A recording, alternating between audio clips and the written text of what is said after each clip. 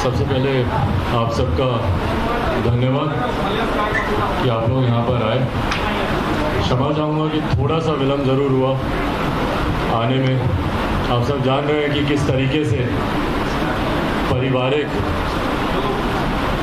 तौर पर जो एक क्षति पहुँची है। आज पहली बार ऐसा है कि मैं आप लोगों के बीच हूँ, एक प्रेस वार्ता कर रहा हूँ और पापा उस वक्त साथ में नहीं है। नहीं तो मुझे याद है कि जब भी ऐसी कोई प्रेस कॉन्फ्रेंस होती थी या कभी भी हम लोग का इंटरेक्शन होता था तो या तो पापा उसे खुद टीवी पर देख रहे होते थे और या फिर जैसे ही मैं जाता था तो वो तुरंत पूछते थे कि अच्छा बताओ क्या हुआ, क्या पूछा, तुमने क्या बोला।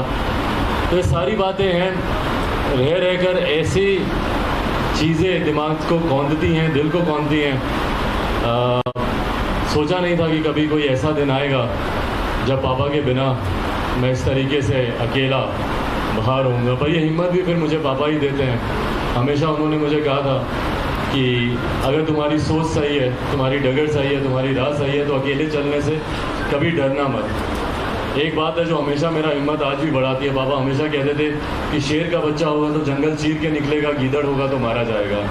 शेर का बच्चा हूँ, जंगल को चीरने निकला हूँ।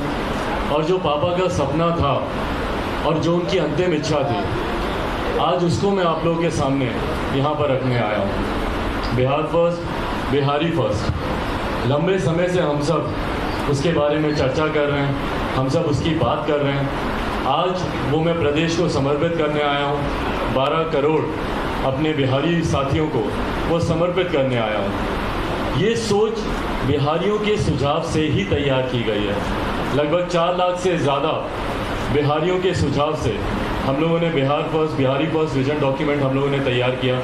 लंबे समय से मैं और पापा मिलकर इसके ऊपर काम कर रहे थे। इसकी फाइनल रूपरेखा हम लोग तैयार कर रहे थे। मुझे याद है कि अस्पताल में भी, अपने आखिरी दिनों में भी पापा ने इसमें बैठकर कई ऐसी चीज़ें हैं जो उनके जहन में आई, उन पॉइंट्स को उन्होंने जुड़वाया। कुछ चीज़ों को थोड़ा सा जहाँ ठीक करने की ज़रूरत थी उनको बैठकर ठीक किया। इसके लिए जिस समिति का हम लोगों ने गठन किया, उस समिति के साथ निरंतर अस्पताल से भी पापा फ़ोन पर बात करते रहे, उनसे चर्चा करते रहे कि इसमें ये चीज़ को ऐसे करना चाहिए। उनका एक अपना सक्रिय राजनीति का 51 साल का बेदाग सक्रिय राजनीति का उनका अनुभव है।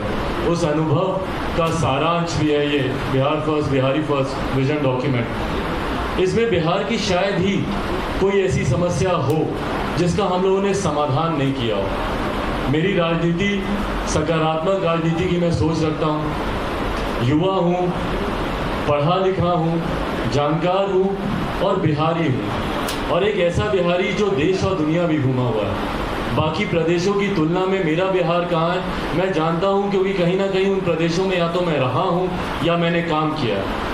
और ये मेरे लिए चिंता का विषय रहा है। दुनिया का मापदंड अगर आप भूल जाएं, देश का ही मापदंड देखें तो हमारा प्रदेश, हमारा देश विकास के नए मापदंड तैयार कर रहा है। मौजूदा प्रधानमंत्री आदरणीय नरेंद्र मोदी जी के नेतृत्व में हम लोग रोज़ नए पैरामीटर्स हम लोग हासिल कर रहे हैं, रोज़ नए लक्ष्य हम लोग प्राप्त कर रहे हैं। पर वहीं दूसरी तरफ अगर हम लोग बिहार को देखें तो आज भी हमारा मापदंड इतना छोटा है विकास को लेकर। मैं नहीं मानता भैया कि नली गली बनाने से विकास होगा, और नली गली तो कब की बन गई होनी चाहिए थी। मैं नहीं मानता कि बाढ़ का पानी अगर आपके हर घर तक पहुंचे तो उसे हर घर नल जल योजना से उसको जोड़ा जा सके। ये तमाम चीज़ों का समाधान अभी तक हो जाना चाहिए था। आज अगले 5 साल का विजन क्या है हमारे मुख्यमंत्री जी का? विजन है कि हम हर खेत को हम बिजली पहुंचाएंगे। भैया ये बिजली अभी तक पहुंच गई होनी चाहिए थी। कृषि प्रधान प्रदेश है हमारा, अभी तक ये प्राथमिकता पर होना चाहिए था कि हर खेत को बिजली, हर खेत को पानी, ये प्राथमिकता पर हम लोग को लेकर चलना चाहिए था, ना कि 15 साल के बाद आप इन चीज़ों का जिक्र करें। पलायन हमारे प्रदेश की जो सबसे बड़ी समस्याओं में से एक है। आप देखिएगा धीरे धीरे करके देश, जहाँ एक तरफ हमारा युवा देश है, जहाँ हम लोग बात करते हैं कि भैया 70% आबादी भारत में ऐसी है जिनकी आयु 35 वर्ष से कम है, और ये बहुत बड़ी ताकत होती है। युवा ही भारत का भविष्य है, युवा ही नई सोच लेकर आएंगे, युवा ही बिहार को आगे लेकर जाएंगे। पर चिंता का विषय है युवाओं का पलायन। जहाँ देश हमारा युवा है, वहीं प्रदेश हमारा धीरे धीरे बुजुर्ग होता जा रहा है। क्यों? क्योंकि सारे युवाओं का पलायन हमारे प्रदेश से होने लग गया है। रोजगार के लिए हो, शिक्षा के लिए हो, विभिन्न और कारणों से हो, व्यवसाय के लिए हो, पर जितने भी युवा हैं वो हमारे प्रदेश से धीरे धीरे पलायन करते जा रहे हैं, दूसरे प्रदेशों में जा रहे हैं, वहाँ पर रोजगार कर रहे हैं या शिक्षा हासिल कर रहे हैं। ये तमाम चीज़ें मेरे लिए चिंता का विषय है।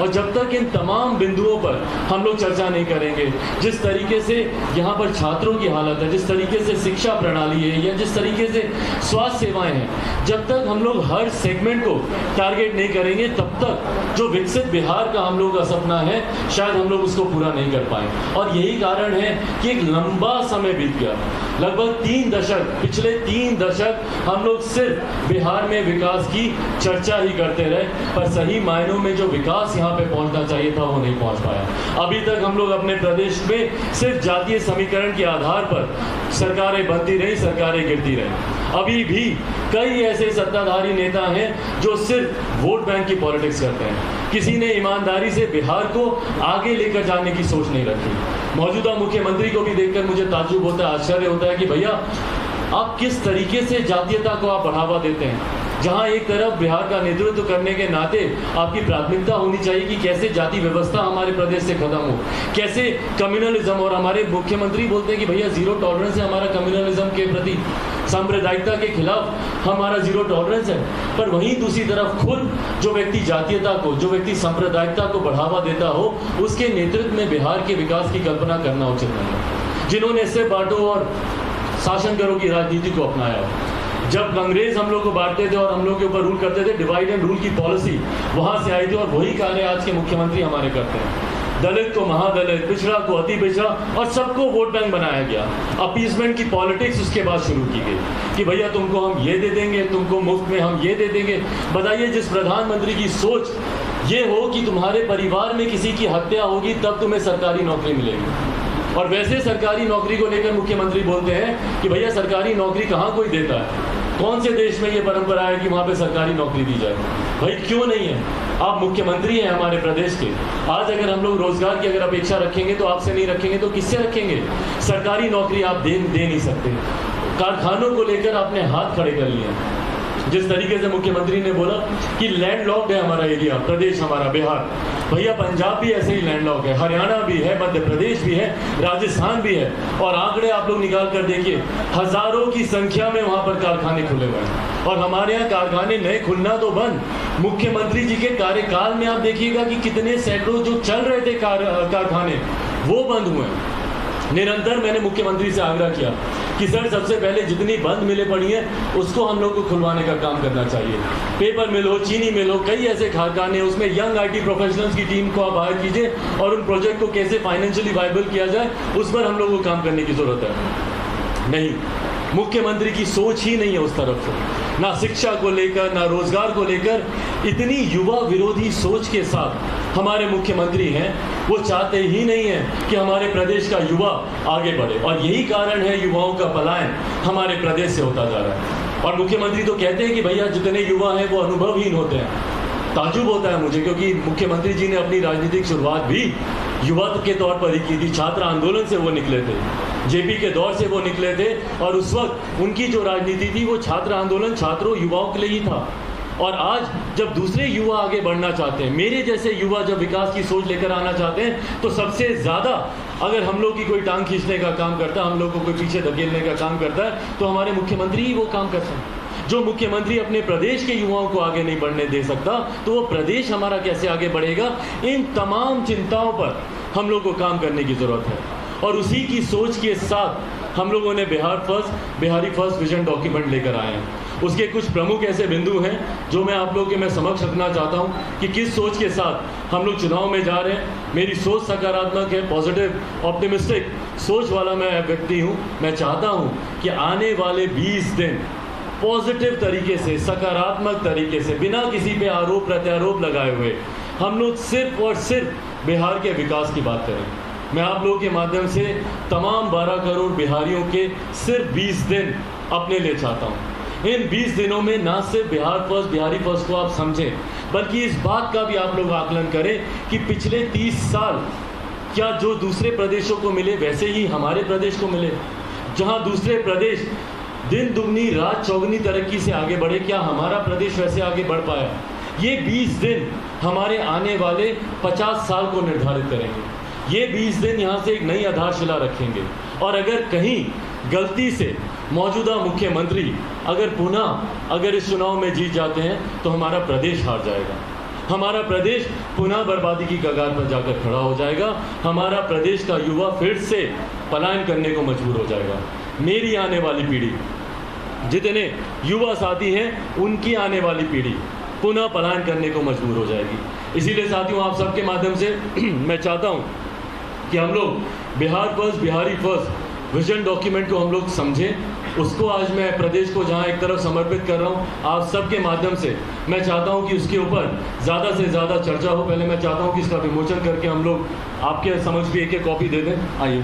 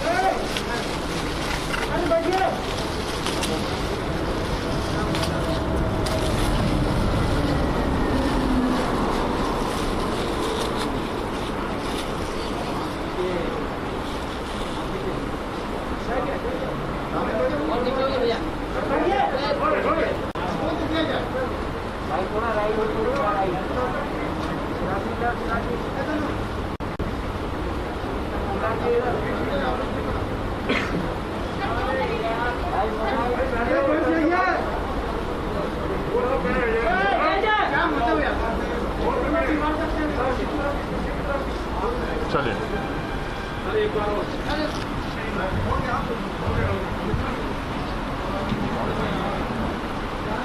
साथियों, Bihar first, Bihari first vision क्या है वो मैं आप लोगों की जानकारी में पहले दे दूं।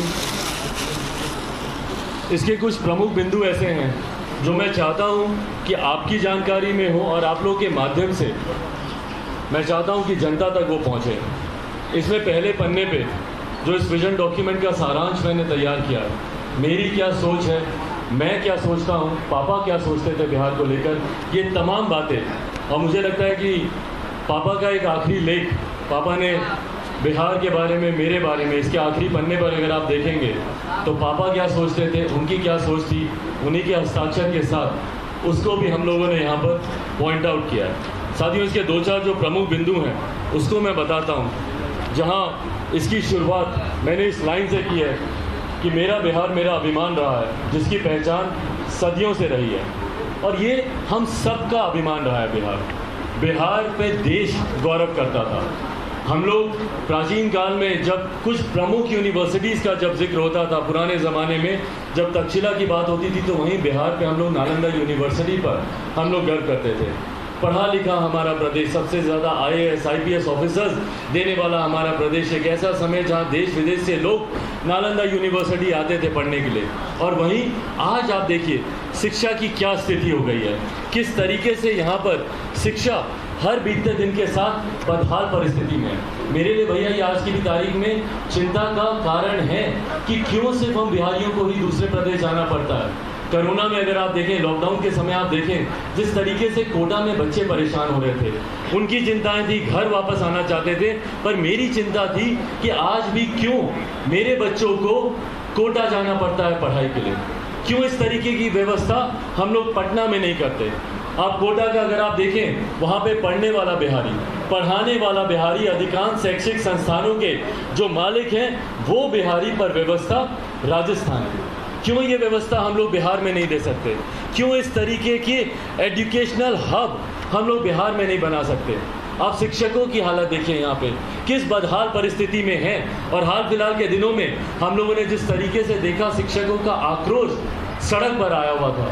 भाई शिक्षकों को हम लोगों ने भगवान से बढ़कर दर्जा दिया, गुरु को भगवान से ऊपर का दर्जा दिया गया। सबसे पहले अगर भगवान और शिक्षक सामने हो, आप भगवान का, आप गुरु के, अपने शिक्षक के आप चरण आप छूते हैं, वही आपकी नींव तैयार करते हैं, वही आने वाले समय का भविष्य, बिहार का भविष्य, युवाओं का भविष्य की वो नींव रखते हैं। और आज वही शिक्षक मुख्यमंत्री जी के कार्यकाल में लाठी खाते हैं, सड़क पर धरना करते हैं और उसके बाद उनकी सुनवाई सुनने वाला कोई नहीं। और उनकी मांग क्या? जायज़ मांग कि भैया समान कार्य के लिए समान वेतन हम लोग को मिलना चाहिए। कौन इस बात को गलत कह सकता है? अगर दो व्यक्ति हैं, एक ही तरीके का काम कर रहे हैं, तो एक की तनख्वाह आप दुगनी से तिगुनी करोगे और दूसरे की सैलरी आधे से भी कम रखेंगे। ये कहाँ का न्याय है? ये किस तरीके की सोच है? और उसके बाद जब वो अपने हकों के लिए वो लड़ते हैं तो आप उनके ऊपर लाठियाँ चलाते हैं, आप उनको अपमानित करते हैं, आप उनको बेइज्जत करते हैं। तो ये शिक्षा को लेकर जब तक हम लोग यहाँ की सिस्टम को नहीं बदलेंगे, बेहतर शिक्षा प्रणाली को हम लोग लागू नहीं करेंगे, ज़्यादा से ज़्यादा मेडिकल कॉलेज, ज़्यादा से ज़्यादा इंजीनियरिंग कॉलेज और ये तमाम तरीके की व्यवस्था, आप लोग जब इस विजन डॉक्यूमेंट को पढ़ेंगे, शिक्षा के क्षेत्र में हम लोगों ने तमाम तरीकों की इन प्रावधानों का हम लोगों ने जिक्र किया कि कैसे हर 2-1 जिले पे हम लोग मेडिकल कॉलेज खोलना चाहते हैं, इंजीनियरिंग कॉलेज खोलने की हम लोगों ने व्यवस्था की है। और मैं खुद पढ़े लिखे परिवार से आता हूँ, पढ़ा लिखा 21वीं सदी का लड़का हूँ और मैं जानता हूँ कि शिक्षा का महत्व क्या है। जब तक हमारा प्रदेश बढ़ेगा नहीं, ये मूल इसके आधार में है शिक्षा। जब तक आप पढ़ेंगे नहीं, आप जागरूक नहीं होंगे। आप जागरूक नहीं होंगे, आप अपने अधिकारों को नहीं जानेंगे। अधिकारों को जानना ज़रूरी है, अधिकारों के लिए लड़ना ज़रूरी है, जो शिक्षा आपको देगी। तो इन तमाम चीज़ों का जिक्र हम लोगों ने किया है कि किस तरीके से शिक्षा ज़रूरी है। वहीं अगर आप स्वास्थ्य की अगर आप बात करें, स्वास्थ्य के क्षेत्र में जिस तरीके से आज के हालात है, आप किसी भी प्राथमिक स्वास्थ्य केंद्र चले जाइए, किस जर्जर हालत में है हमारे वहाँ के अस्पताल। और अस्पताल तो दूर की बात, वहाँ पर आपको डॉक्टर ही नहीं मिलेंगे। रात बेरात आप सब लोग गवाह हैं। आप लोग के परिवार का कोई ना कोई सदस्य बिहार के किसी ना किसी प्रखंड के, किसी ना किसी पंचायत के, किसी ना किसी गांव में आज भी होगा और आप सब लोग इससे वाकिफ़ होंगे। रात बेरात अगर किसी को तकलीफ आ जाए, किसी को कोई कठिनाई आ जाए, तो उसके पास कोई जगह नहीं होती जाने की। सरकारी अस्पतालों में, अधिकांश अस्पतालों में डॉक्टर ही उपलब्ध नहीं होते। क्यों नहीं होते, ये प्रश्न उठना चाहिए।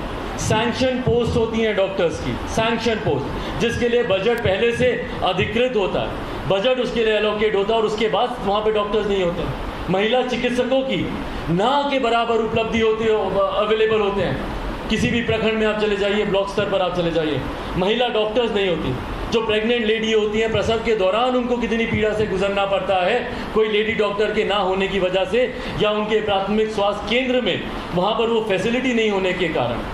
आप लोग को जानकर ताज्जुब होगा, आश्चर्य होगा कि कई ऐसे प्राथमिक स्वास्थ्य केंद्र हैं जहां पर बीपी तक को जांचने की मशीन नहीं है, उसके लिए आपके पास उपकरण मौजूद नहीं है। क्यों हालात हैं हमारे प्रदेश के ऐसे, ये सवाल उठने चाहिए। और अगले 20 दिन मैं चाहता हूं कि आप लोग के माध्यम से ये सवाल हर बिहारी पूछे, हर बिहारी अपने जनप्रतिनिधियों से पूछे कि क्यों हमारा प्रदेश अभी तक विकसित नहीं हुआ। हर बिहारी इस सवाल को पूछे कि भैया पिछले 5 साल में आपने क्या किया। हमारे मुख्यमंत्री फरेब का जाल बुनना चाहते हैं, जब वो 15 साल बनाम 15 साल की बात करते हैं। भैया उनके 15 साल खराब थे, इसीलिए वो पिछले 15 साल से वो सरकार में नहीं है। पर आज जवाबदेही आपकी बनती है, इस 15 साल आप हैं सरकार में। 15 साल कम समय नहीं होता है साथियों। 15 साल में कोई अगर उस वक्त 2-3-4 साल का लड़का होगा, आज वो पहली बार अपना वोट करने जा रहा होगा, पहली बार उसको मतदान का हक मिल रहा होगा, मतदान करेगा, मत प्रयोग करेगा अपना। और वो जो 15 साल का जो लड़का जो इन 15 सालों में 18 साल का हुआ है, उस लड़के ने सिर्फ आपके 15 साल देखे। उसको नहीं पता भैया कि जिसको आप जंगल राज कहते हैं, जिसको आप कोसते नहीं थकते, पर 2015 में फिर भी आप उन्हीं के साथ जाकर सरकार बनाते हैं। पर उस लड़के को वो पिछले 15 साल नहीं पता, उसने देखे तो सिर्फ आपके 15 साल देखे। आप बताइए कि आपने इन 15 सालों में क्या किया, और जब ये निर्णायक 5 साल आए उसमें बताइए कि खास तौर पर आपने क्या किया। मैं चाहूँगा कि आप तमाम पत्रकार साथी, मीडिया के साथी जाएं और मुख्यमंत्री जी से सवाल करें, क्योंकि मेरे पास जवाब नहीं है। आप पूछ कर बताएं उनसे कि पिछले 5 साल की आपकी उपलब्धि क्या है। भूल जाइए 15 साल में आपने क्या किया। आप क्या गिनाते हैं? साइकिल योजना की हमने शुरुआत की। भैया कब किए थे आप साइकिल योजना की शुरुआत? इन 5 सालों का जिक्र कीजिए ना कि इन 5 सालों में आपने क्या किया। सड़क की बात करेंगे, बिजली की बात करेंगे, सारी प्रधानमंत्री जी की योजनाओं को गिनाएंगे। आप अपनी योजना बताइए ना। सड़क आपने दी, बिजली आपने दी। बिजली की योजना दीनदयाल उपाध्याय विद्युतीकरण योजना के तहत गांव-गांव तक बिजली पहुंची। सौभाग्य योजना के तहत हर घर तक बिजली पहुंचाने का काम केंद्र सरकार कर रही है। और उसके बाद आप श्रेय लेते हैं कि भैया बिजली पहुंचाई आपने। केंद्र सरकार, ये वही केंद्र सरकार, ये वही प्रधानमंत्री जिनका आप हाथ छटक कर आप अलग चले गए थे अपने महत्वाकांक्षाओं के लिए।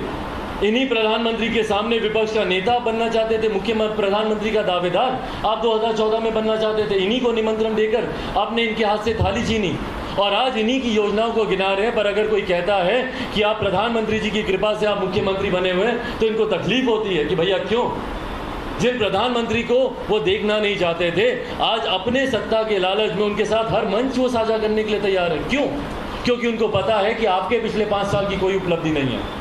अगर आप मुख्यमंत्री बन सकते हैं तो सिर्फ मौजूदा प्रधानमंत्री के पिछले 6 साढ़े 6 साल के कार्यकाल को गिनाकर ही आप पुनः सत्ता में वापस आ सकते हैं। और यही मुख्यमंत्री करने का प्रयास कर रहे हैं। उन्हीं के ही कार्यों को आप कर दिखाने का कार्य कर, उन्हीं के कार्यों को आप गिनाने का काम कर रहे हैं। इस लॉकडाउन में आप मुझे बताइए क्या किया आपने हमारे प्रदेश के लिए? लॉकडाउन में जो माइग्रेंट, जो मजदूरों की हालत हुई, हमारे प्रवासी मजदूरों की, किस बदहाल परिस्थिति में हमारे बिहारी साथी अपने प्रदेश आए हैं। सैकड़ों किलोमीटर की यात्रा पैदल कर वो हमारे प्रदेश पहुंचे। आपने उनको गाड़ी तक उपलब्ध नहीं कराई। दुहाई दी आपने कि भैया लॉकडाउन है, दुहाई दी आपने कि यहाँ पर संसाधनों की कमी है। अरे भैया संसाधन की कमी है तो संसाधन बढ़े हमारे प्रदेश का, उसके लिए आपने क्या किया? राजस्व बढ़े, रेवेन्यू बढ़े हमारे प्रदेश का, उसके लिए आपने क्या किया?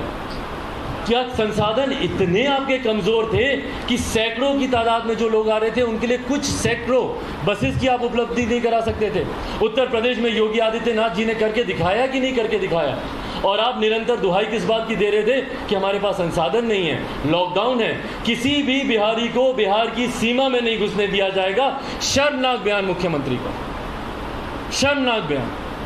और उसके बाद भावुक होकर मुख्यमंत्री क्या बोलते हैं कि अरे उन्हें हम प्रवासी नहीं बुलाते, उन्हें हम प्रवासी नहीं मानते। अरे आपके मानने नहीं मानने से क्या होगा मुख्यमंत्री जी? प्रवासी हैं वो। प्रवासी नहीं होते तो आज अपने घर परिवार वालों के साथ रह रहे होते, अपने गांव में अपने माता पिता, दादा दादी, चाचा चाची, नाना नानी के साथ रह रहे होते, बुढ़ापे में उनकी सेवा कर रहे होते और अपना भविष्य बिहार में रहकर बना रहे होते, ना कि दूसरे प्रदेश में रह रहे होते प्रवासियों की तरह। और बोलते हैं कि हम उनको प्रवासी नहीं मानते। आपके मानने से क्या होगा? प्रवासियों की जिंदगी जी रहे हैं वो। दूसरे प्रदेशों में कभी आपने सोचा कि किस बदहाल स्थिति में हमारे बिहारी रह रहे हैं? सुशांत सिंह राजपूत जी का एक मैटर था, उनकी लोकप्रियता इतनी थी कि वो नेशनल चैनल का वो मुद्दा बना, न्यूज़ में आया, पर वो सिर्फ एक विषय था। ऐसे सैकड़ों बिहारी हैं जिनकी किस परिस्थिति में वो अपनी ज़िंदगी गुजार रहे हैं या गुजारते गुजारते खुद गुजर चुके हैं, इसकी जानकारी भी मुख्यमंत्री को नहीं।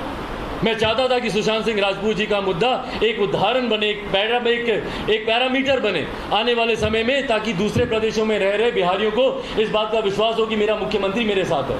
पर सुशांत सिंह राजपूत जी के मैटर में भी जब तक मुख्यमंत्री ने, जब तक उनके परिवार के लोगों ने FIR दर्ज नहीं कराई, तब तक इन्होंने यहाँ से कोई पहल नहीं की। उस वक्त उन्होंने एक शब्द बोलना, हफ्तों बीत गए थे, मुख्यमंत्री ने एक शब्द नहीं बोला।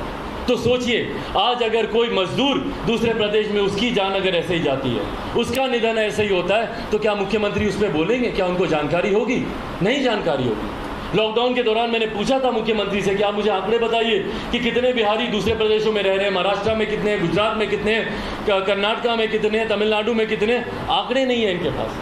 हम लोगों ने बात की है बिहार फर्स्ट, बिहारी फर्स्ट में कि अलग से एक प्रवासी मंत्रालय का हम लोग गठन करेंगे। एक मंत्री की जिम्मेदारी होगी पूरी तरीके से, जिसका काम सिर्फ ये होगा कि दूसरे प्रदेश में जो बिहारी रह रहे हैं उसका संरक्षण करें। जैसे हम लोग का विदेश मंत्रालय राष्ट्रीय स्तर पर काम करता है, ताकि दूसरे देशों में जो लोग रह रहे हैं उनको कहीं ना कहीं संरक्षण देता, उनके साथ रहता, उनके दुख सुख में उनका ख्याल रखता है। पर एक तो आपने बिहारियों को अपने प्रदेश में रहने नहीं दिया और दूसरे प्रदेशों में मरने के लिए आपने छोड़ दिया। चिंता तक नहीं की, कभी दोबारा उनकी सुध नहीं पूछी। लॉकडाउन के समय वो कैसे हैं, ठीक हैं, नहीं हैं, रहने की व्यवस्था है, खाने की व्यवस्था है, सामाजिक दूरी की बात तो ये प्रधानमंत्री जी की बातों को सुनकर दोहराते रहे। पर देखिए दूसरे प्रदेशों में एक एक छोटे से कमरे में 15-15, 16-16, 20-20 बिहारी रहने को मजबूर हैं। कैसे सामाजिक दूरी का पालन होगा वहाँ पर? और उसके बाद मुख्यमंत्री हमारे खामोश। यहाँ पर जब हमारे नेता, मेरे अभिभावक, मेरे पिताजी रामविलास पासवान जी, जब उन्होंने निरंतर कोरोना काल में निरंतर बिहार के मुख्यमंत्री से बात कर हो, उप मुख्यमंत्री से बात कर हो, यहाँ के अधिकारियों से बात कर हो, ताकि किसी को राशन की कमी यहाँ पर नहीं हो, पापा दिन रात लगे रहे, उनकी तबीयत खराब थी, अस्पताल से वीडियो कॉन्फ्रेंसिंग वो करते थे। लगभग 15 लाख के करीब लाभार्थियों की सूची पेंडिंग थी जो बिहार सरकार ने 2014 से नहीं दी थी। उसके लिए पापा निरंतर प्रयासरत रहे कि जो लाभार्थी हैं कम से कम उनका नाम तो खाद्य सुरक्षा कानून के साथ जुड़े, ताकि उनको तो इस योजना का लाभ हो, ताकि उनके पास राशन पहुंचे। पर मुख्यमंत्री के कान पे जूं तक नहीं रेंगती थी। मुख्यमंत्री एकदम खामोश, और उसके बाद कहते हैं कि हमने राशन पहुंचाया। भैया, सब केंद्र सरकार की योजना। पापा ने ना सिर्फ राशन बिहार तक पहुंचवाने का काम किया, बल्कि बाढ़ प्रभावित इलाकों में उनकी तरफ से स्पष्ट तौर से कहा गया था कि उनके घर तक राशन पहुंचना चाहिए। देश में आप देख लीजिए, कहीं पर जहाज के माध्यम से, कहीं पर अंडमान निकोबार जैसे इलाकों में पानी के जहाज के माध्यम से हो, हवाई मार्ग के माध्यम से हो, सड़क मार्ग के माध्यम से हो, पहाड़ी इलाकों में घोड़ों के माध्यम से हो, उन्होंने राशन पहुंचाने का काम किया। दुख सुख की घड़ी में जो आपके साथ खड़ा होता है, सही मायनों में वो आपका नेतृत्व करने का हकदार होता है। हमारे मुख्यमंत्री ना लॉकडाउन में, ना जल जमाव में, ना बाढ़ के समय, क्यों हमारे प्रदेश को, भैया आपके रहते हुए 15 साल में आप बताइए ना कि प्रदेश में बाढ़ नहीं आएगी, उसके लिए आपने क्या किया? आज मैं कोई ज्योतिष नहीं हूँ, मैं कोई एस्ट्रोलॉजर नहीं हूँ, पर आज मैं प्रेडिक्शन कर सकता हूँ कि अगले साल बरसात में जून जुलाई अगस्त का महीना देखिएगा, पुनः वैसे ही बाढ़ आएगी जैसे पिछले 15 साल से आ रही है। क्या सबक लिया आपने कोसी के बाढ़ से? क्या सबक लिया हर साल जब बाढ़ आती है? इनको मैंने जानकारी दी, सुझाव दिए कि भैया नदियों को जोड़ने की योजना पर हम लोगों को काम करना चाहिए। बिहार का भूगोल ऐसा है कि आधा इलाका बाढ़ प्रभावित रहता है, आधा इलाका सुखाड़ प्रभावित रहता है। हम लोग को कैनल्स बनाने की ज़रूरत है। जहाँ पे ज़्यादा पानी होता है वहाँ पर कैनाल बना के आप ऐसे इलाकों में पानी को डाइवर्ट कीजिए, वहाँ पर लेकर जाइए जहाँ पर पानी कम होता है, जहाँ पे सुखाड़ का इलाका है, जहाँ पे पानी की व्यवस्था नहीं हो पाती है। पर इन तमाम चीज़ों पर मुख्यमंत्री एकदम खामोश। आप मुझे बताइए ना, राजस्व की कमी, संसाधन की कमी की दुहाई मुख्यमंत्री देते हैं। ये तमाम जितनी बातें कर रहा हूँ, नदियों को जोड़ने का जिक्र हो, तमाम ये विषय जो मैंने आपके सामने रखे हैं, इन तमाम का जिक्र मैंने बिहारी फर्स्ट विजन डॉक्यूमेंट में मैंने किया। संसाधनों की कमी है, हम लोग को विशेष राज्य का दर्जा मिलना चाहिए, विशेष राज्य का दर्जा मिलना चाहिए। बिल्कुल मैं मानता हूँ कि विशेष राज्य का दर्जा हमारे प्रदेश को मिलना चाहिए। मैं हूँ इनके साथ, मैं इनका समर्थन करता हूं जब ये बोलते हैं कि विशेष राज्य का दर्जा मिलना चाहिए। पर आप मुझे बताइए कि पिछले 15 सालों में बिहार का राजस्व बढ़े, उसके लिए आपने क्या किया? यहाँ पर आईटी सेक्टर्स आए, आईटी जॉब आए, उसके लिए आपने क्या किया? आखिरी बार हमारे मुख्यमंत्री ने कब इन्वेस्टर समिट बुलाया था, मुझे नहीं याद। जब तक आप निवेशकों को यहाँ पर बुलाएंगे नहीं, सिंगल विंडो क्लियरेंस आप नहीं देंगे, तब तक निवेशक यहाँ पे निवेश कैसे करेगा? जितने भी निवेशक हैं उनकी इच्छा शक्ति दम तोड़ देती है जब तक वो कहीं से क्लियरेंस ले पाते हैं। सिंगल विंडो सिस्टम देश भर में हमारे प्रधानमंत्री लागू करने के लिए प्रयासरत हैं, लगे हुए हैं, ताकि ज़्यादा से ज़्यादा निवेश हो, एफडीआई के माध्यम से हो, विभिन्न और माध्यमों से हो। पर हमारे मुख्यमंत्री बिहार में कैसे निवेश हो उसके लिए उनको चिंता ही नहीं है। लैंड रिफॉर्म्स लंबे समय से हम लोग के यहाँ नहीं दिए गए हैं। किस तरीके से ज़मीन उपलब्ध कराई जाएगी कारखानों के लिए, कोई व्यवस्था नहीं है, और उस पर कोई बात भी नहीं करता। चिंता की विषय है, मुख्यमंत्री उसको लेकर कोई बात नहीं करना चाहते। क्यों यहाँ पर हम लोग टूरिज्म को हम लोग बढ़ावा नहीं दे सकते? बिहार उन प्रदेशों में है जहाँ पर अनंत संभावनाएं हैं, पर अनंत संभावनाओं के बाद भी हमारा प्रदेश अनंत समस्याओं से ही घिरा हुआ है। क्यों नहीं यहाँ पर हम लोग टूरिज्म को बढ़ा सकते? रिलीजियस टूरिज्म इतना बड़ा क्षेत्र है, हम लोग इतने सौभाग्यशाली हैं जहां पर एक तरफ सीतामढ़ी है, भगवान महावीर की जन्मस्थली है, अनंत संभावनाएं हैं जिसको आप रिलीजियस टूरिज्म के तौर पर आप विकसित कर सकते हैं। जहां एक तरफ हम लोग अयोध्या में भव्य राम मंदिर का हम लोग निर्माण कर रहे हैं, तो क्यों दूसरी तरफ हम लोग सीतामढ़ी में माता सीता के उतने ही भव्य मंदिर का निर्माण नहीं कर सकते? क्यों नहीं मुख्यमंत्री जाते मिलते हमारे प्रधानमंत्री से और बोलते कि एक कॉरिडोर बनाया जाए, जो अयोध्या में दर्शन के लिए जाए सीधा माता सीता के दर्शन करने सीतामढ़ी पहुँचे। भगवान महावीर की जन्मस्थली है लछवाड़, जो मेरा भी कर्म क्षेत्र है, मेरी लोकसभा के अंतर्गत आता है। कितनी बार मैंने मुख्यमंत्री से मैंने आग्रह किया कि सर लछवाड़ को हम लोग को विकसित करना चाहिए। यहाँ पर भगवान महावीर के जितने भी श्रद्धालु हैं वो यहाँ पर आकर निवेश करना चाहते हैं, इसको एजुकेशनल स्पॉट बनाना चाहते हैं, पर किसी तरीके के कार्य के लिए मुख्यमंत्री ने अपनी रुचि नहीं दिखाई। और उसके बाद जब इन विषयों को मैंने उठाना शुरू किया तो मुख्यमंत्री ने मुझसे ही संवादहीनता साध ली। ना उन्होंने मेरा फ़ोन उठाते थे, ना मेरे पत्रों का कोई जवाब। भाई पूछिए ना मुझसे, सड़क मार्ग से अगर मैं गया हूँ, पहली बार एक लंबे समय के बाद कोई ऐसा नेता है जो कि सरकार का अंग था, वो सड़क मार्ग से निकला। आखिरी बार मुख्यमंत्री कब सड़क मार्ग से निकले मुझे नहीं पता, मेरी जानकारी में नहीं है। और सड़क मार्ग से भी जब वो निकलते हैं तो पूरा रूट उनके लिए लगाया जाता है। जैसे पुराने ज़मानों में राजाओं महाराजाओं के लिए व्यवस्था की जाती थी, दोनों तरफ खुशहाली दिखाई जाती थी, खूबसूरत मुस्कुराते हुए चेहरे सामने रखे जाते थे ताकि राजा को लगे कि मेरी प्रजा बड़ी सुखी है, बहुत अच्छे से रह रही है। उसी तरीके से मुख्यमंत्री जब निकलते हैं तो रूट लगा दिया जाता है, कूड़ा करकट होता है। कई चैनल्स ने वो विजुअल दिखाए, जब एक योजना के पुल के उद्घाटन के लिए मुख्यमंत्री गए थे तो कपड़े से ढक दिया गया था कूड़ा करकट को। क्यों? ताकि मुख्यमंत्री को लगे कि भैया नहीं, बहुत साफ सफाई है, एकदम स्वच्छता अभियान हमारे प्रदेश में अच्छे से चल रहा है।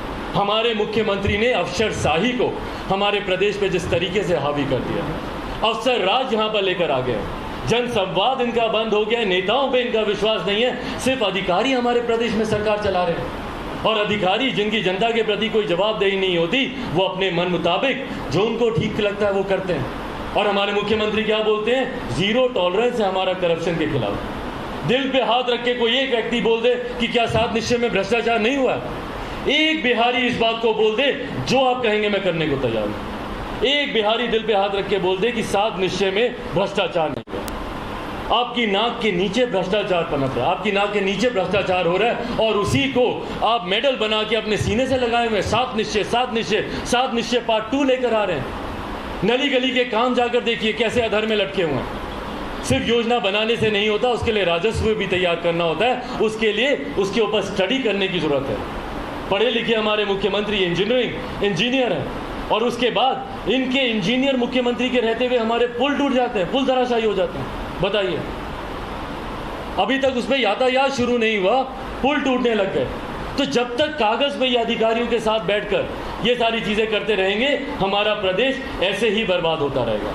जनता के बीच जाइए मुख्यमंत्री जी, छोड़िए उड़न खटोलों को, छोड़िए हेलीकॉप्टर को, सड़क मार्ग से निकलिए जनता के बीच में। आज मैं आपको कह रहा हूं कि चिराग पासवान सड़क मार्ग से जा रहा है, मेरी पार्टी के तमाम बाकी के नेता हेलीकॉप्टर से जाएंगे, प्रचार करेंगे। समय कम है, इसीलिए हम लोग को प्रैक्टिकल होकर भी काम करने की जरूरत है। प्रचार में समय कम है, मेरे तमाम नेता जाएंगे हेलीकॉप्टर से, पर चिराग पासवान सड़क मार्ग से जाएगा। और मैं चाहता हूं कि मेरे मुख्यमंत्री एक बार तो निकले सड़क मार्ग से, बिना रूट लगाए हुए जनता के बीच जाएं। बोलते हैं कि भैया पटना के किसी भी कोने से, एक कोने से दूसरे कोने में 4 घंटे में, 4.5 घंटे में पहुंच जाएंगे। भाई आप जाके दिखाइए, यहाँ से गोपालगंज जाके दिखाइए, यहाँ से सीमांचल के इलाके में सड़क की हालत देखिए कैसी है, जिसको आप गिना रहे हैं, आप जाकर देखिए। एक दिन में भी अगर आप पहुंच गए तो जो आप कहेंगे मैं हारने को तैयार हूं। इस बदहाल स्थिति में आप हमारे प्रदेश को ले आए हैं, और उसके बाद आप कहते हैं कि भैया हमने तो इतना विकास किया। कुछ लोगों को विकास दिखता ही नहीं है, कुछ लोग तो जानता ही नहीं है, कुछ लोग तो पढ़ता ही नहीं है। भाई पढ़ते हैं हम लोग, युवा मूर्ख नहीं है बिहार का जो आप दिखाना चाहते हैं। बार बार युवाओं को लेकर आप बोलते हैं कि भैया अनुभवहीन है, पढ़ता नहीं है, जानता नहीं है। नहीं है भैया, बिहार के युवा अनुभवहीन, जानकार हैं, जागरूक हैं। मत हम लोग के ऊपर इस तरीके के लालछन लगाइए, मत हम लोग के ऊपर इस तरीके के आरोप लगाइए। हम जानते हैं कि आपकी युवा विरोधी सोच है, पर आज की तारीख में जो बिहार का युवा है वो अपने हक अधिकारों के लिए लड़ना जानता है, जागरूक है। पूछता है हमारा युवा कि क्यों हमारी डिग्री 6-6 साल में कंप्लीट नहीं होती। दीजिए जवाब, दीजिए मुख्यमंत्री जवाब। जब हमारे छात्र पूछते हैं कि ग्रेजुएशन का 3 साल का कोर्स 6-6 साल तक क्यों चलता है, दीजिए ना। क्यों आप उनको डिग्री नहीं देते हैं? इसीलिए नहीं देते हैं कि भैया इसको डिग्री मिल गई तो कल को रोजगार मांगेगा। रोजगार कहाँ से देंगे? रोजगार तो है नहीं हमारे पास देने के लिए। तो रोजगार नहीं मांगे तो तुमको हम डिग्री नहीं देंगे, क्योंकि उसके बाद जब वो बोलेगा तो बोलेंगे अरे पहले डिग्री तो लाओ, पढ़ोगे तब ना रोजगार मिलेगा। तो पढ़ेगा कैसे? डिग्री नहीं मिलेगी। तो एकदम विशियस सर्कल बना दिए हैं, भंवर बना दिए हैं। जहाँ से शुरू हो रहा है वहीं खत्म हो रहा है, फिर वहीं से शुरू हो रहा है वहीं खत्म हो रहा है। समस्या भी वही, समाधान भी वही, समस्या फिर वही। तो जहाँ से आप शुरू करते हैं घुमा फिरा के वहीं पहुँच जाते हैं। 30 साल पहले जिस विकास की सोच के साथ विपक्ष ने शुरुआत की थी, आज सत्ताधारी फिर वहीं पे पहुँचे हुए। मिला क्या हम लोग को? कुछ नहीं। इसीलिए साथियों आप लोगों से आग्रह करता हूँ, 20 साल 30 साल दिए हैं पिछले बिहार ने, विश्वास कर विभिन्न राजनीतिक दलों पर, विभिन्न राजनीतिक नेताओं पर 20 साल दिए हैं, और उन्होंने सिर्फ हम लोग को वोट बैंक बनाया। दलित वोट बैंक, पिछड़ा वोट बैंक, मुख्यमंत्री ने सोशल इंजीनियरिंग का नाम दिया। अति पिछड़ा वोट बैंक उन्होंने तैयार किया, महादलित वोट बैंक उन्होंने तैयार किया। भैया उसके बाद किया क्या बताइए तो? क्या अति पिछड़ा समुदाय जुड़ गया मुख्य धारा के साथ? क्या महादलित जुड़ गए मुख्य धारा के साथ? सब खुशहाल हो गए, सब समृद्धि आ गई। यहाँ पे कोई बिहारी अब दुखी नहीं है। भाई वोट बैंक बनाने से नहीं होता, हाथ में जब तक आप उनके इनकम नहीं देंगे, जब तक आप उनको सशक्त नहीं बनाएंगे, जब तक आप उनके हाथ को ताकत नहीं देंगे, जब तक प्रति व्यक्ति आय पर कैपिटा इनकम हमारे प्रदेश की नहीं बढ़ेगी, तब तक कोई विकास नहीं होगा। जातियों में बांटने का आप काम करते हैं, सर्व समाज को आपको एक साथ लेकर जाने की आपको बात करनी चाहिए। चिराग पासवान बोलता है धर्म ना जात करे सबकी बात, और मैं हूँ उस राह के साथ। मेरा मानना है कि अगर भारत में अगर कोई एक जाति है, और बिहार में खास तौर पर अगर एक जाति है, तो वो सिर्फ गरीबी है। और इस गरीब जाति में हर जात पात धर्म मजहब के लोग हैं। आप मुझे बता दीजिए ना कि क्या सारे अपर कास्ट के लोग यहाँ पे संपन्न हैं, खुश हैं, खुशहाल हैं? क्या गरीबी सिर्फ दलितों में है? क्या सिर्फ दलितों के यहाँ हत्या होती है? तो आपने जो नौकरी का जो आप लोगों ने लालच दिखाया, क्यों भैया? सिर्फ हत्या होने के बाद नौकरी मिलेगी? जीते जी किसी को नौकरी पाने का अधिकार नहीं है। और क्या मुख्यमंत्री जब बोलते हैं कि हत्या होगी, क्या इससे अपराध को बढ़ावा नहीं मिलेगा? किस तरीके से घटना घटी बक्सर में, दीजिए उसका जिम्मेदार कौन है? गृह मंत्री है ना, मुख्यमंत्री होने के साथ साथ हमारे प्रदेश के। कौन जिम्मेदारी ले रहा है? कौन सा ऐसा दिन है जब हमारे प्रदेश में आपराधिक घटनाएं नेशनल चैनल्स की सुर्खियां नहीं बनती? जितने नेशनल चैनल्स के यहाँ पे आईडी पड़े, आप मुझे बताइए कि कौन से बीते दिन हैं जब नेशनल चैनल में सुर्खियां नहीं बना बिहार का अपराध? बिहार की छवि खराब कर दी आपने। और बिहारी अस्मिता की लड़ाई है मेरी। भैया बिहारी शब्द को आपने गाली बना दिया। मैं दिल्ली में रहा हूँ, बंबई में मैंने काम किया, पर आज तक मैंने कभी नहीं सुना कि कोई बंबई का लड़का बिहार आता हो शिक्षा के लिए, या कोई दिल्ली का लड़का बिहार जाता हो रोजगार के लिए। क्यों सिर्फ हम बिहारियों को ही दूसरे प्रदेश जाना पड़ता है शिक्षा के लिए, रोजगार के लिए? और वहाँ जाकर हम पर लाठियाँ चलाई जाती हैं, हमें गालियाँ दी जाती हैं, और मुख्यमंत्री मौन धारण कर बैठे रहते हैं। भाई एक शब्द तो बोलिए बिहारियों के बारे में जो दूसरे प्रदेशों में रहते हैं। वहाँ पर उनको गाली देने के लिए बिहारी शब्द बोल दिया जाता है। ए बिहारी कहाँ जा रहा है? बिहारी, ए बिहारी। अरे भैया बिहारी मेरा सम्मान है, और आपने उसको गाली बना दिया। मुख्यमंत्री क्या बोलते हैं? बिहारवासी, बिहारवासी। क्यों? क्योंकि बिहारी, इनको पता है कि शब्द को गाली बनाए। भाई बोलिए ना कि हम बिहारी हैं। मैं घर से हर पल से बोलता हूँ मैं बिहारी हूँ। किसी पंजाब के आदमी को तो मैंने नहीं देखा कि उसको अपने आप को पंजाबी बुलाने में उसको तकलीफ होती हो। या महाराष्ट्र के लोग तो घर से बोलते हैं कि भैया हम मराठी हैं। बंगाल के लोग बोलते हैं हम बंगाली हैं। पर बिहार के लोगों का नाम आता है बिहारवासी। क्यों? क्योंकि बिहारी शब्द नहीं बोलेंगे। आप मेरे सारे सोशल मीडिया के प्लेटफॉर्म देख लीजिए, मेरे ट्विटर हैंडल, हर एक जगह मैंने अपने नाम के सामने युवा बिहारी जोड़ा है। मेरे ट्वीट देख लीजिए। मुझे ताज्जुब हुआ जब मैं ओपन लेटर्स जब मैंने लिखने शुरू किए, जब मैंने ट्वीट्स में जब मैंने बिहारी लिखना शुरू किया, मेरे कार्यालय के कुछ साथियों ने आके कहा कि भैया बिहारी नहीं, बिहार वासियों के लिए हम लोग ये योजना लाए, ऐसा लिख देते हैं। क्यों भैया? क्यों बिहारी नाम हम नहीं बोलेंगे? क्यों बिहारी शब्द का हम इस्तेमाल नहीं करेंगे? इसी की ही लड़ाई है मेरी, बिहारी अस्मिता की लड़ाई, बिहार के खोए हुए गौरव की लड़ाई। मैं चाहता हूं कि देश के किसी भी कोने में, दुनिया के किसी भी कोने में गर्व से जाके हर बिहारी बोले कि मैं बिहारी हूं। पर वो तभी होगा जब नेशनल चैनल में बिहार का अपराध सुर्खियां नहीं बने, जब नेशनल चैनल में बिहार के टूटते हुए पुल, बिहार का धराशायी होता हुआ इंफ्रास्ट्रक्चर सुर्खियां नहीं बने, यहाँ के विकास के कार्य जब तक सुर्खियां नहीं बनेंगे, यहाँ के विकास के नए नए मापदंड जब तक सुर्खियां नहीं बनेंगे, बिहार को दूसरे प्रदेश सम्मान की नज़र से नहीं देखेंगे। और वो खोए हुए सम्मान को वापस लाना मेरी प्राथमिकता है। इसीलिए साथियों, आज आप लोगों से मैं आग्रह करने आया हूँ, और ये जो विजन डॉक्यूमेंट मैंने आप लोगों को समर्पित किया है, इसमें हर बिंदु पर मैंने चर्चा की है। स्वास्थ्य मैंने आपको बताया। पूछिए ना कि क्यों इन्हीं के नेताओं, इनके मंत्रियों को दिल्ली जाना पड़ता है भैया इलाज के लिए। आपके माध्यम से सबसे पहले मैं श्रद्धांजलि देता हूँ जिस तरीके से मंत्री विनोद जी का दिल्ली में निधन हुआ। मेरी तरफ से, लोक जनशक्ति पार्टी की तरफ से उनको श्रद्धांजलि, उनको संवेदना है। पर क्यों अपने आखिर के दिनों में दिल्ली के मैदान में वो अपना इलाज करा रहे थे? क्यों रघुवंश बाबू दिल्ली के आखिरी के दिनों में दिल्ली में एम्स में अपना इलाज करा रहे थे?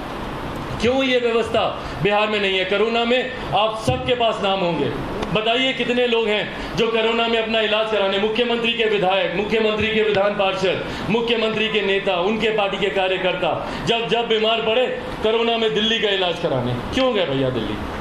क्यों ये व्यवस्था हमारे प्रदेश में नहीं है? इन सवालों का पहले जवाब दे मुख्यमंत्री। हम तो सिर्फ सेवा करना जानते हैं, हम तो सिर्फ सेवक हैं, हमारा तो लक्ष्य ही बिहार का विकास करना है। भाई बोलने से नहीं ना होगा मुख्यमंत्री जी, करके आपको दिखाना होगा। दिखाएं हमारे मुख्यमंत्री, जो विकास किया आप नारे लगाते नहीं थकते, कहाँ किया?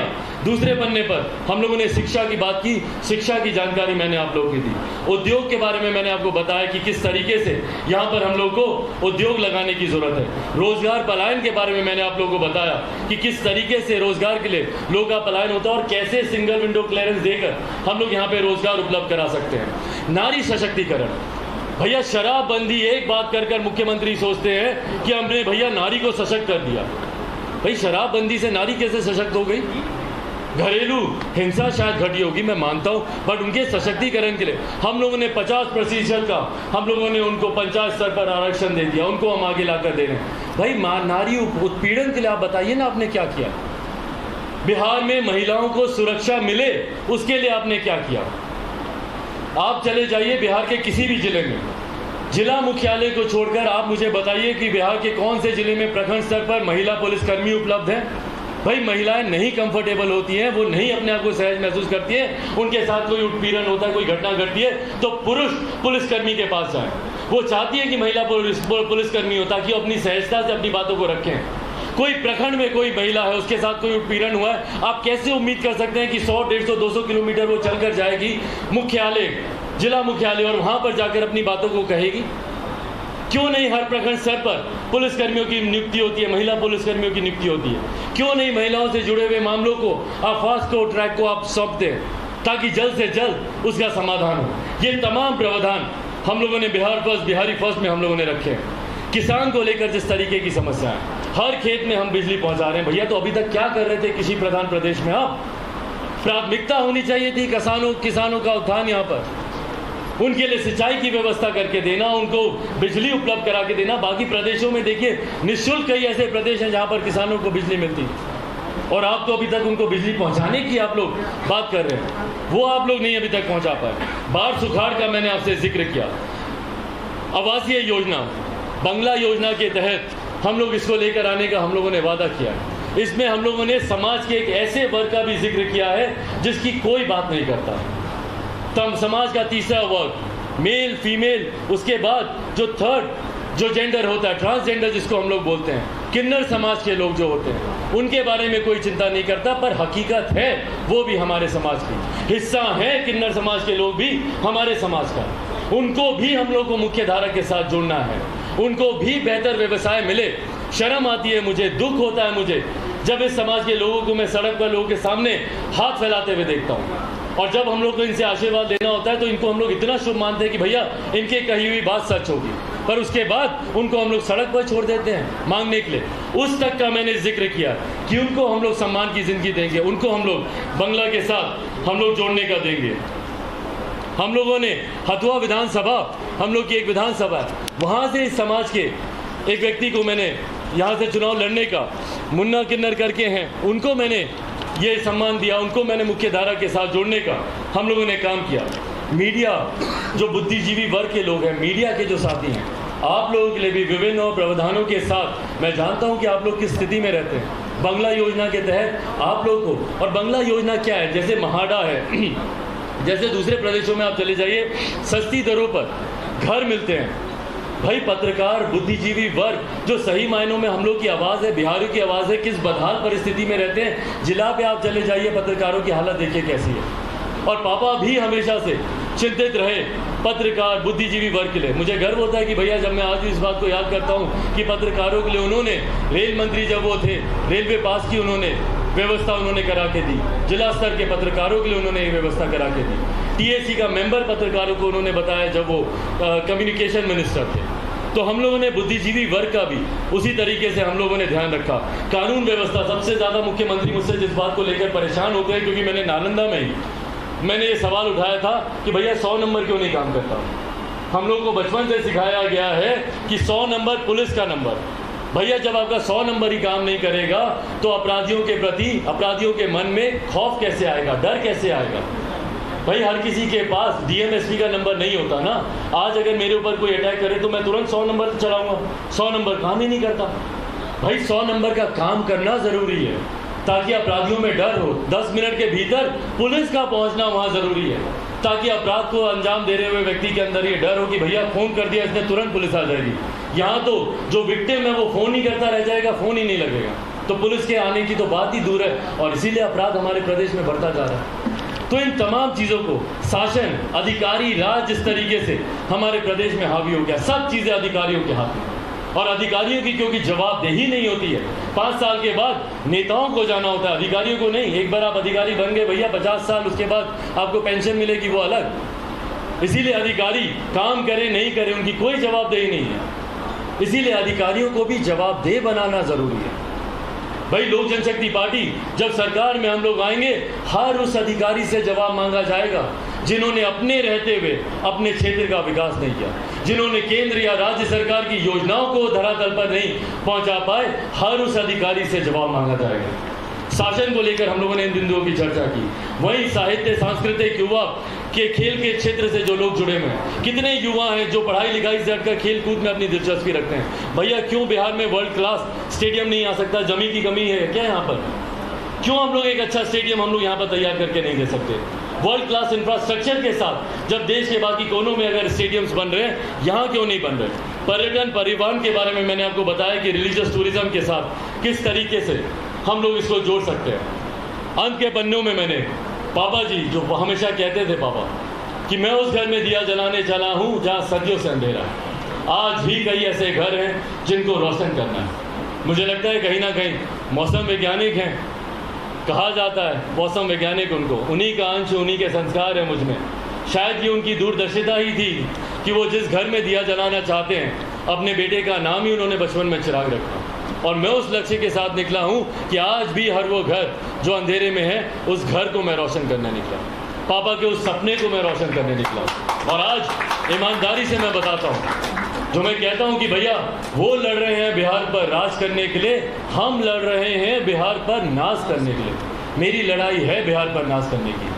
आप सब जानते हैं ईमानदारी से, मैं जिस गठबंधन के साथ था, एनडीए के साथ था, उस गठबंधन में अगर मैं रहता तो जितनी सीटें हम लोग को लड़ने के लिए दी जाती, लोकसभा की तर्ज पर 100% स्ट्राइक रेट हम लोग का फेयर रहता। जितनी सीटें लड़ते उतनी ही हम लोग शायद जीतते। इस सरकार में हम लोग का प्रतिनिधित्व भी शायद बेहतर होता पिछली बार के मुकाबले। रेड कारपेट बिछा हुआ था, पर संघर्ष का रास्ता मैंने खुद चुना। बिहार पे राज करना होता तो मौजूदा गठबंधन के साथ में जाता, पर बिहार पे नाज करने की मेरी लड़ाई है, इसीलिए मैं संघर्ष के रास्ते पर मैं निकला। और मेरा संघर्ष तब तक कायम रहेगा जब तक मैं बिहार का खोया हुआ अस्मिता, जब तक मैं बिहार का खोया हुआ सम्मान, जब तक मैं बिहार की खोए हुए गर्व को मैं वापस नहीं लेकर आऊँ। और इस लड़ाई में मैं आप सबका मैं साथ चाहता हूँ, आप सबका मैं सहयोग चाहता हूँ। मैं चाहता हूँ कि बिहारी अपने 20 दिन मुझे दे दें, अगले 20 दिन सिर्फ बिहार की सोच रखें, विकास की सोच कर रखें, मूल्यांकन करें, आकलन करें, हर प्रत्याशी से पूछें कि भैया तुमने पिछले 5 साल क्या किया। जमुई के लोकसभा के चुनाव आप देख लीजिए, चिराग पासवान जब 2019 में गया, इसी तरीके की बुकलेट मैं छपा कर गया था। मेडिकल कॉलेज की बात हो, केंद्रीय विद्यालय खुलवाने की बात हो, लगभग 3000 करोड़ की रेलवे की परियोजनाओं की बात हो, एफसीआई के गोदाम वहां पर खुलवाने की बात हो, कौन सी ऐसी चीज है जिसका मैंने जिक्र वहां पर नहीं किया हो, और सिर्फ अपने विकास और विकास के कार्यों को लेकर मैं जनता के बीच गया। वैसे ही मैं चाहता हूं कि हर बिहारी अपने प्रत्याशियों से पूछे, जदयू के जब प्रत्याशी उनके पास है, पूछे कि भैया आपने 5 साल क्या किया पिछले, हिसाब दीजिए आप, क्यों बिहार में अभी तक विकास नहीं हुआ। ये जवाब देना होगा, और ये जवाब मुख्यमंत्री को भी देना होगा कि पिछले 5 साल आपने क्या किया। फरेब से आप 15 साल तक मुख्यमंत्री बनते आए, पर अब मुख्यमंत्री का बनना असंभव है। इसीलिए मेरी टैगलाइन, एक जो हैशटैग भी हम लोगों ने शुरू किया है, असंभव नीतीश, असंभव नीतीश, असंभव नीतीश। उनके रहते हुए बिहार का विकास भी असंभव है, और जागरूक बिहारियों के रहते हुए मुख्यमंत्री का दोबारा मुख्यमंत्री बनना भी असंभव है। अब अगर आप लोग के इसके बाद भी कोई सवाल बाकी हो तो पूछें। मेरा सवाल आपसे ये है कि आखिर जब आप जैसे युवा लगातार बिहार की चर्चा विषयों को उठाते हैं, तो वाइस नीतीश कुमार को इतना क्यों परेशानी हो जाती है जब वो बोलते हैं कि मैं सिर्फ बिहार की चिंता करता हूँ, मेरा कुछ लेना देना नहीं है, मैं सिर्फ बिहारियों को, तो इतना विचलित क्यों? क्योंकि वो सुनते नहीं है ना मुख्यमंत्री। आप मुझे बताइए आखिरी बार मुख्यमंत्री ने सुना कब था? नहीं मुझे बताइए, मैं जानना चाहता हूँ। आप बताइए। नहीं मुझसे सुना ही नहीं ना, बात ही नहीं की मुझसे। फ़ोन सुनने के लिए रिसीवर ना उठाना पड़ेगा फ़ोन का, आजकल चलिए मोबाइल है, मोबाइल का बटन आपको टीपना पड़ेगा तब सुनेंगे। आखिरी बार मुख्यमंत्री ने सुना कब? जनता से संवाद कब किया? हेलीकॉप्टर से उतरते हैं, मंच पर जाते हैं, अपना भाषण देते हैं और वापस आ जाते हैं। जनता में लोग इनको तख्ती दिखाते ही रह जाते हैं, बोलते ही रह जाते हैं कि हमको ये बताइए, हमको ये बताइए। मुख्यमंत्री अपनी बातों को समाप्त करते हैं। मैं कल की तस्वीरों की बात कर रहा हूँ। मुख्यमंत्री बुलाते हैं उस व्यक्ति को, पूछते हैं कि भैया क्या समस्या तुम्हारी, सुनते नहीं है मुख्यमंत्री, ना पत्रकारों के सवाल, ना विपक्ष के सवाल, ना हम जैसे युवाओं के सवाल। जो भी बात हम लोग उठा लें, कोई भी सवाल जवाब है। कुछ लोग तो जानता ही नहीं है, कुछ लोग तो पढ़ता ही नहीं है। भैया नहीं पढ़ते हम लोग, नहीं जानकार हैं। आप ही हमको बता दीजिए ना, क्या किए 5 साल में? 10 लाख युवाओं को नौकरी देने की बात ने कहा, आपने कुछ पाई नहीं उनके बारे में। आपको लगातार मुख्यमंत्री पर ही कह रहे हो कि 10 लाख नौकरी आपके तो एजेंडे में युवाओं को आगे भाई कुछ लोग हैं जो ये नैरेटिव सेट कर रहे हैं। आपने जिस तरीके से प्रश्न पूछा कि तेजस्वी के बारे में तो आपने कुछ कहा ही नहीं, उनके बारे में आपने बोला ही नहीं। आज सत्ता में कौन है मुझे बताइए ना। सवाल सत्ता से किया जाता है कि विपक्ष से किया जाता है? ताज्जुब होता है मुझे ऐसे प्रश्नों पर, जब 15 साल कोई शासन करने के बाद बोलता है कि लालू जी ने अस्पताल क्यों नहीं बनाया। भाई आप मुझे बताइए ना, 15 साल से मुख्यमंत्री आप हैं, आपकी जवाबदेही बनती है कि आप बताइए कि आपने 15 साल में आपने क्यों नहीं अस्पताल बनाया। सवाल सत्ता से किए जाते हैं। आज इररेलीवेंट है मेरे लिए विपक्ष, कांग्रेस की बात हो, राजद की बात हो, इररेलीवेंट है क्योंकि 15 साल से ये लोग काम कर रहे हैं। जवाब इन लोग को देना पड़ा। अगर कुछ लोग ये नैरेटिव सेट कर रहे हैं कि क्या बाद में महागठबंधन के साथ चिराग पासवान हाथ मिला लेंगे, तो आपके पूछने से पहले मैं इस प्रश्न का जवाब दे दूं कि लोक जनशक्ति पार्टी ने कभी भी पोस्ट पोल अलायंस नहीं किए। 2000 में हमारी पार्टी बनी, 2004 के लोकसभा चुनाव हो, 5 के विधानसभा के हों, 9 के लोकसभा के हों, 10 के विधानसभा के हों, 14 के लोकसभा के हों, 15 के विधानसभा के हों, 19 के लोकसभा के चुनाव हो, कोई भी चुनाव उठा के देख लीजिए, हम लोगों ने कभी पोस्ट पोल अलायंस नहीं किया। इसकी सरकार बनेगी इसलिए इसका समर्थन करते, हमने कभी नहीं किया। जिस गठबंधन के साथ रहे उस गठबंधन के साथ ही सरकार बनी तो हम लोग रहे, नहीं बनी तो हम लोग विपक्ष में बैठे। आज भी मैं इस बात को बोलता हूं कि मैं हमारे प्रधानमंत्री जी की विकास की सोच के साथ जुड़ा हुआ हूं। तो महागठबंधन या राजद के साथ जाने की बात ही कहां से आती है? कहां से ये प्रश्न उठा है? कुछ चैनल ये नैरेटिव भी सेट कर रहे हैं कि ये दोनों साथ आएंगे, 2 युवा साथ आएंगे, नए समीकरण होंगे। क्यों होंगे भैया? मैं प्रधानमंत्री की विकास के सोच के साथ में जुड़ा हुआ हूं। हाँ, अगर किसी और को भी उनकी सोच के साथ जुड़ना है तो स्वागत है, आए प्रधानमंत्री की सोच के साथ जुड़े, विकास की राह पर आगे एक साथ मिलकर बिहार को जो भी लेकर जाना चाहता है लेकर जाए। बिहार फर्स्ट, बिहारी फर्स्ट के साथ जो जुड़ना चाहता है जुड़े, पर मैं किसी के साथ सरकार बनाने के लिए गठबंधन करूं नहीं। 10 तारीख को, आज ही मैं इस बात को कहता हूं, 10 तारीख को पुनः मुझसे पूछेगा, मैं संकल्पित हूं कि डबल इंजन की सरकार बिहार में बने। केंद्र में जैसे भाजपा के नेतृत्व में सरकार चल रही है, वैसे ही बिहार में भी भाजपा के नेतृत्व में भाजपा लोजपा सरकार बने, ये मेरा लक्ष्य है।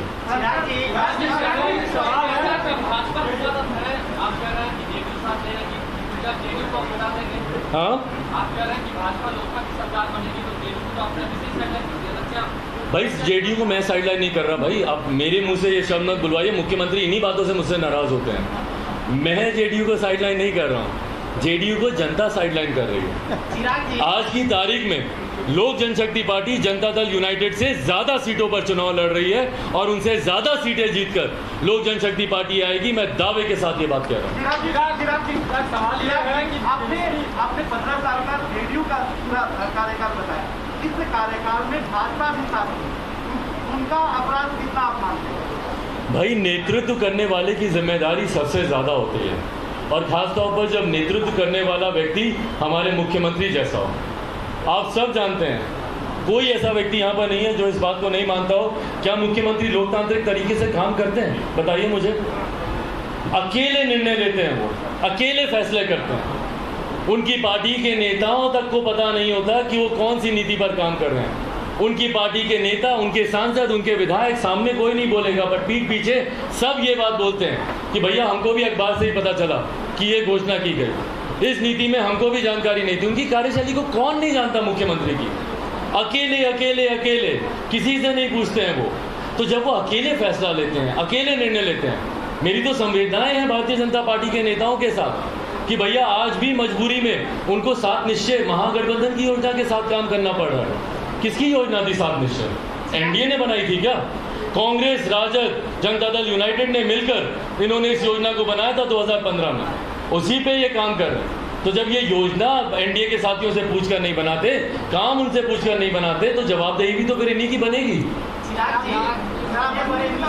निकले हैं, आप कहते हैं कि जो वर्तमान राजनीति है, 20 साल में किसी नेता ने बिहार में कोई काम नहीं किया, कोई सरकार ने काम। आप निकले हैं बिहार को उसकी तस्वीर बदलने के लिए, तो आपने विकल्प दिया है 243 सीट का, सिर्फ 143। फिर बीजेपी का साथ क्यों? अकेले चिराग क्यों नहीं 243 पर चुनाव लड़े? और चिराग को कहना चाहिए कि एक बार मौका तुम हमको तो बिहार की जनता हम मुख्यमंत्री बना के देखा हम बिहार की, लेकिन क्यों 143? आखिर क्या इसका कारण? इसका कारण यही है कि मैं भाजपा के साथ हूँ। इसमें इतना परेशान होने वाली क्या बात है? मैं भाजपा के साथ हूँ भैया,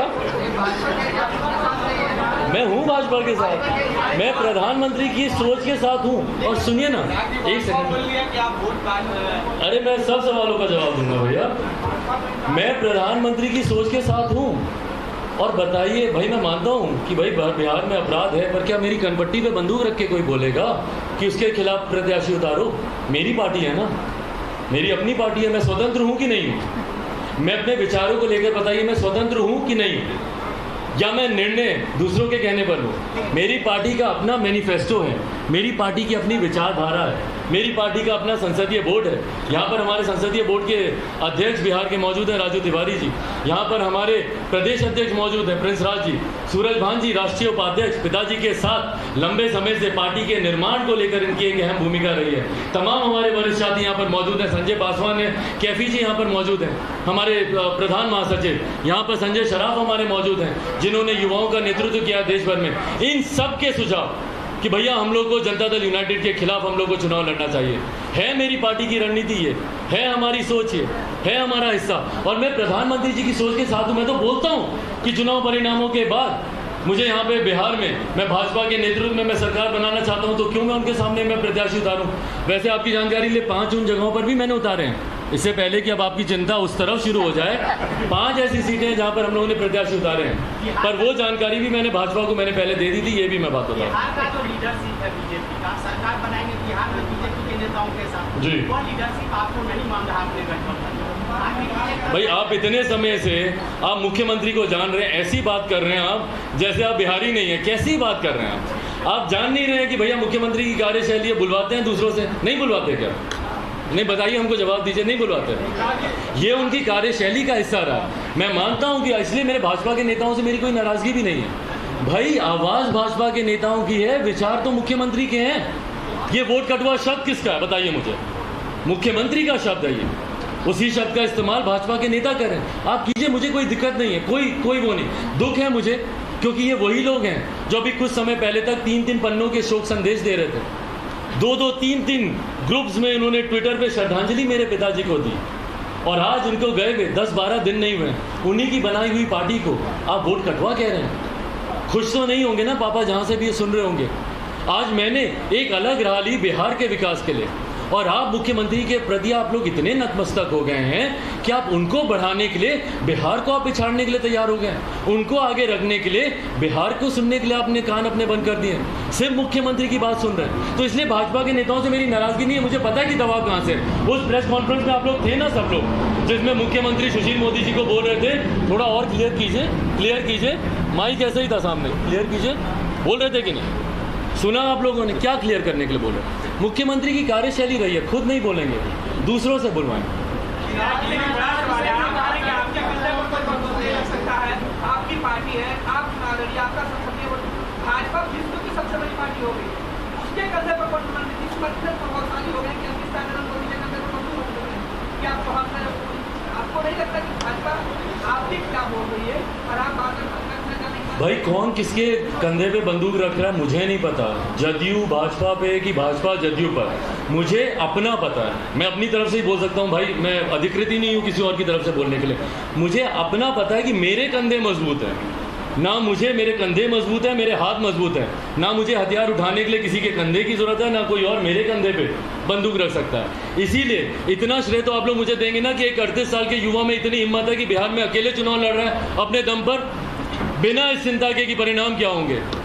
वहीं मुख्यमंत्री, अगर आपको इतना विश्वास था अपने 15 साल के शासन पर, तो हिम्मत दिखाते अकेले चुनाव लड़ने की। क्यों मुख्यमंत्री की कृपा से आप, प्रधानमंत्री की कृपा से आप मुख्यमंत्री बने हुए और चुनाव लड़ रहे हैं? मैं भाजपा को भी मैं कहूँगा कि भैया क्यों भारतीय जनता पार्टी, आपके पास प्रधानमंत्री जी जैसा इतना बड़ा नाम है, आपका संगठन इतना मजबूत है, आप इतने ताकतवर हैं और आपके प्रति विश्वास है लोगों का, आपको क्या जरूरत है जनता दल यूनाइटेड या मुख्यमंत्री के नाम की? क्यों आप उनके साथ जा रहे? पर हाँ, सीखता भी हूँ मैं भाजपा से ये सारी चीज़ें। अभी मेरी भी लंबी राजनीति है भैया, 50 साल मुझे भी जानना है, 40-50 साल। मैं सीखता हूँ कि एक बार वादा किया मुख्यमंत्री के नाम का, अंत तक भाजपा ने उस वादे को निभाया, इस बात का मैं श्रेय उनको दूंगा। आज भले कितना आक्रोश हो मुख्यमंत्री के खिलाफ, कितनी लोकप्रियता उनकी समाप्त हो गई हो, पर भाजपा फिर भी उनके साथ खड़ी है।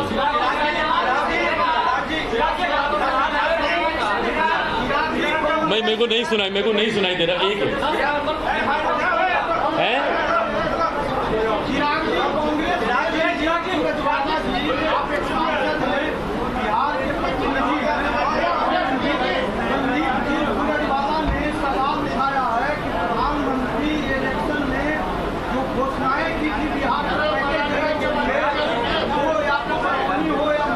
भाई मुझसे आप पूछिए ना, बिहार फर्स्ट बिहारी फर्स्ट, प्रधानमंत्री के साथ जो मन साझा कर रहे हैं ये सवाल उनसे पूछिए। आज मैं अधिकृत नहीं हूँ इस सवाल का जवाब देने के लिए, वो अधिकृत हैं जो उनके साथ मन साझा करें।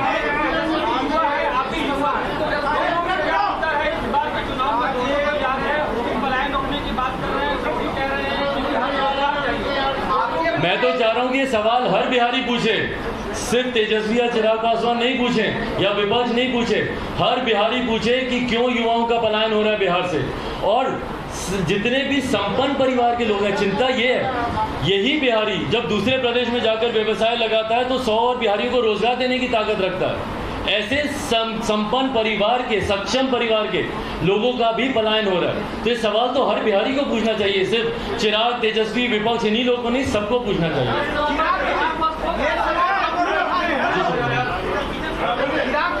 हाँ,